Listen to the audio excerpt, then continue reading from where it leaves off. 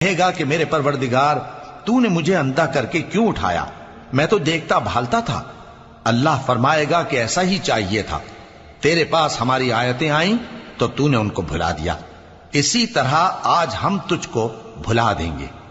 और जो शख्स हद से निकल जाए और अपने परवरदिगार की आयतों पर ईमान न लाए, हम उसको ऐसा ही बदला देते हैं, और आखिरत का अजाब बहुत सख्त और हमेशा बाकी रहने वाला है। तो क्या ये बात इन लोगों के लिए मूजिब हिदायत न हुई कि हम इनसे पहले बहुत से फिरकों को हलाक कर चुके हैं जिनके रहने के मकामात में ये चलते फिरते हैं।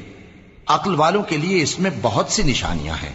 और अगर एक बात तुम्हारे परवरदिगार की तरफ से पहले सादिर और जज़ाए अमाल के लिए एक मियाद मुकर्रर न हो चुकी होती तो नुज़ूल अजाब लाजिम हो जाता।